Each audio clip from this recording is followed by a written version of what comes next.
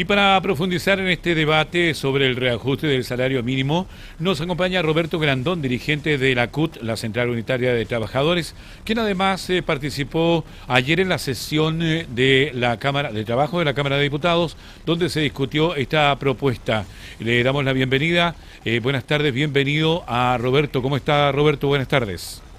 Hola, buenas tardes. Es una gran oportunidad también de poder ir avanzando en el reajuste mínimo, pero ¿cómo evalúan desde la CUT este reajuste aprobado en general de 7 a 14 en esta Comisión del Trabajo, Roberto? Bueno, lo primero que hay que decir, que fue lo mismo que dijimos en la comisión, es que es absolutamente insuficiente, porque proponer solo el IPC desde enero a la fecha significa que al día siguiente de aprobado el proyecto, los trabajadores y trabajadoras y las familias de ellos van a pasar a ser más pobres, porque inmediatamente van a empezar a recibir el alza que sigue de los precios, eh, eh, principalmente asociados al alza de los combustibles, y que ahora va a tocar los alimentos y otras partes de la cadena productiva. Roberto, el gobierno terminó ajustando la cifra inicial para incorporar la inflación de abril. ¿Era una corrección necesaria? Eh, es que yo creo que la dinámica completa carece de un error y también hay mucha falta de información. La CUT tuvo una negociación con el gobierno, y en esa negociación el gobierno ofreció un 4% ahora de reajuste al salario mínimo. Y como la CUT no aceptó esa propuesta, porque el esperado de IPC hasta diciembre era incluso 4,3, era superior a esa cifra, y además carecía de un incremento real, nosotros dijimos que no, que tenía que mejorarla, pero no hay espacio para eso, y el ministro la dejó ahí en 4%. Entonces no entendemos por qué después va al Parlamento y presenta una propuesta solo con el IPC de enero a marzo.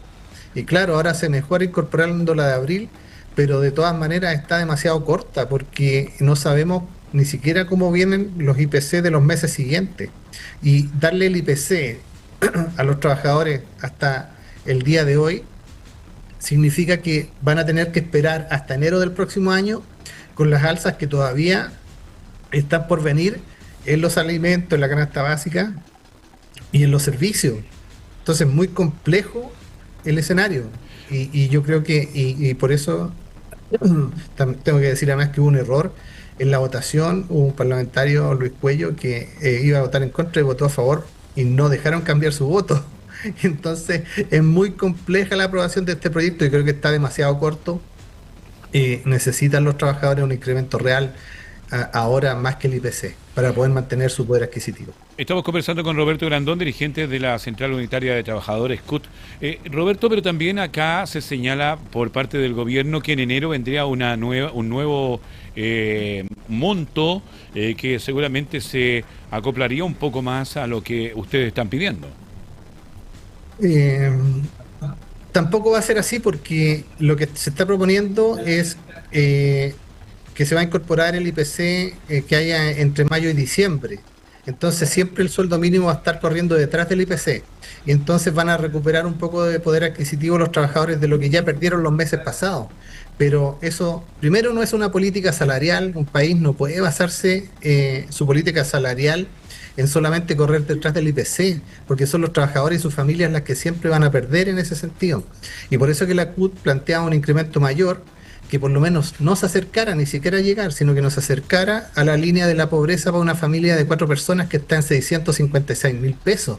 Entonces hay que entender que si a eso le sumamos que la familia paga un arriendo, un dividendo, ya hoy día con el sueldo mínimo que existe, no alcanzan a llegar a fin de mes. Para ustedes, ¿cuál sería lo correcto que fuera el mínimo para los trabajadores? ¿En qué Eh, cifra estaríamos hablando? sí, Aunque nosotros dicen que en el habíamos... PDI no hay nada, no hay engaños, ¿no? Sí, sí, sí. Nosotros habíamos planteado 637.700 pesos, que incluía las proyecciones de IPC hasta abril del próximo año, y un 10% de reajuste real. Y ese 10% se justificaba porque los mismos economistas estaban diciendo de diferentes sectores que el costo de la vida iba a aumentar entre un 20 y un 40%. Entonces, dada la volatilidad de la política externa y de que se había retirado acá el MEPCO y que las medidas focalizadas no alcanzan para cubrir ni paliar ese golpe a la economía, de hecho el retiro del MEPCO golpeó más fuerte la economía, pensábamos que por lo menos recuperar un 10% de esa pérdida que van a tener los trabajadores era razonable y planteamos 37.700 pesos. Pero en el escenario actual, si usted me pregunta cuál sería el mínimo, yo creo que el mínimo andaría alrededor del 8% que deberían ofrecer ahora el gobierno y tratar de conseguirlo los parlamentarios, porque la pelota está en el Congreso hoy día y ellos son los llamados a darle un incremento real a las familias que nos ponga en línea al menos con lo que se venía haciendo de anteriores gobiernos, ni siquiera el gobierno anterior, sino que 2 o 3 gobiernos en el pasado. Roberto, pero también aquí cuando hablamos de 600, 500 y un poco más, cabe recordar que hay que descontar aquí la previsión y por supuesto la salud. O sea, no son 567 ni 600, no, hay un descuento que es el previsional y de salud también. Exactamente, si hoy día los trabajadores están recibiendo 431.000 pesos líquidos y efectivamente eso, si usted le da 600 le tiene que costar el 20% a eso. Entonces, claro, obviamente son alrededor de 500.000 pesos líquidos. Sí, es que tenemos un retraso en Chile de 25 años en sueldo, que se hizo muy poco. Nos comparamos con países de PIB parecido y de tamaños de economía similares y nos han sacado una ventaja enorme en 25 años. Entonces, es muy difícil solucionar en una negociación con el sueldo mínimo ese déficit estructural en sueldos que tiene el país. Pero también tenemos que decir que en la región, estamos hablando de este lado del mundo, el sueldo mínimo más alto es el de Chile. Sí, pero si usted compara las medianas de crecimiento interno de los países, va a ver que sí, se ve como que fuera el sueldo más alto, pero las subidas de los otros países son mayores y están más alineadas con el crecimiento de su Producto Interno Bruto que el de nuestro país. Entonces, sí se ve como que fuera el más alto, pero también nuestro país es el que tiene más riqueza, más diversidad donde las empresas, a pesar de que digan que no, son donde tienen las más altas rentabilidades. Le pongo un caso, las 400 y tantas empresas que están controladas por la superintendencia, o sea, por la Comisión para el Mercado Financiero, ganaron el año pasado 32.000 millones de dólares. Las empresas que cotizan en el IPSA, sus activos financieros rentaron el 57%. Y esas empresas repartieron 57.000 millones de pesos en rentas a sus directorios. Los 3 primeros directores que ganaron más de esas empresas se llevaron más de 2.400 millones de pesos cada uno, son 7.222 millones de pesos entre los 3 primeros. Eso equivale a 13.399 sueldos mínimos entre 3 personas. Entonces, ¿el país puede cubrir esto? Sí, sí puede, pero también tiene que haber voluntad política. Estamos con Roberto Grandón, dirigente de la Central Unitaria de Trabajadores CUT. Desde algunos sectores, Roberto, se ha planteado preocupación, a propósito de lo que usted hablaba, por el impacto en las pequeñas y medianas empresas. ¿Cómo responde la CUT a estas críticas? De partida, nosotros nos hemos reunido con los representantes de las pymes. Y quiero decirle que la medida que el gobierno está poniendo para las pymes, además de ser insuficiente, también es cara y no ataca el problema de fondo. El problema de las pymes es que el país tiene un ecosistema de negocio diseñado para las grandes empresas. Y si usted quiere ayudar a las pymes, de partida tiene que ponerles medidas pro empleo y no tributarias. Porque si a una empresa que tiene 10 trabajadores y 8 ganan el sueldo mínimo, esa empresa va a recibir como máximo un beneficio tributario en crédito de 630.000 pesos. Y una gran empresa de 5.500 trabajadores que tenga apenas el 20% en rango de recibir subsidio va a recibir 90 millones de pesos mensuales en crédito. Entonces, la pyme, ¿para qué va a usar esa plata? para lo que más necesita, que es capital de trabajo, y no para contratar ni para mantener personal. Pero aquí Entonces, hablamos de un crédito, no de un subsidio. exactamente, es un crédito tributario que se va a aplicar sobre el IVA mensual que tenga que pagar la pyme. Por lo tanto, si libera capital, ¿en qué lo va a ocupar? No lo va a ocupar ni en contratar más y ni siquiera en mantener más. Una parte de eso, obviamente, que lo va a ocupar el dueño y la otra parte lo va a tirar a capital de trabajo, que es el principal problema en las pymes.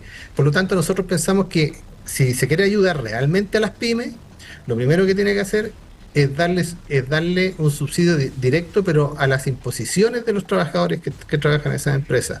Lo segundo es activar los mecanismos de crédito para que efectivamente los créditos con aval del Estado funcionen y los bancos le den acceso al crédito real a esas pymes. Y lo tercero es que tienen que saber que las pymes no solamente necesitan o no les basta con que usted les dé un crédito. Si esa pyme quiere comprar una máquina, necesita además saber dónde es mejor comprarla. Y después que la compra, necesita saber cómo es mejor instalarla y luego capacitar a su personal para que la ocupe. Y eso se tiene que hacer a través de Corfo. También hay otros mecanismos como Cercotec que tienen que ser activados. Y así usted va a ayudar mejor a las pymes que dándole un subsidio o un crédito tributario. Oiga, Porque sí, Roberto, pero pero también para acá pagar los impuestos. hay que decir que un gran beneficiado va a ser la banca.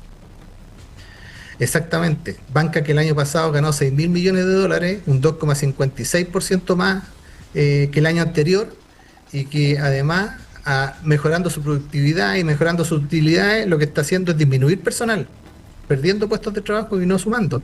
Y además corremos el riesgo de que esa misma banca empiece a contratar trabajadores por menos sueldo para efecto de recibir este beneficio tributario. Parte del proyecto fue rechazado por cuestionamientos a los montos destinados a menores de 18 años y también a mayores de 65. Roberto, ¿ustedes como CUT comparten esas críticas? Absolutamente. Pero nuestra crítica es mayor porque decimos que en realidad falta en todo el salario mínimo, falta voluntad, falta suficiencia. No se puede abordar el problema del salario solo respecto de especulaciones hacia el futuro, de medidas tributarias y otras que van a surtir un efecto de aquí, no sé, al 2035.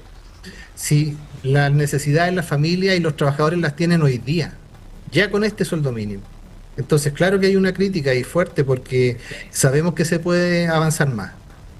Queremos agradecerle Roberto Grandón, dirigente de la Central Unitaria de Trabajadores, por haber estado con nosotros en esta jornada y hablar de este tema que está en el tapete público en el día de hoy. Gracias a ustedes por invitarme. Bien, ahí estaba Roberto Grandón, dirigente de la Central Unitaria de Trabajadores, tocando el tema del salario mínimo, que es un tema bastante delicado y que ahora aumentó de 7 a 14 mil pesos la última reunión que tuvo en el Congreso también, y que puede ser parte de un aumento de sueldo mínimo.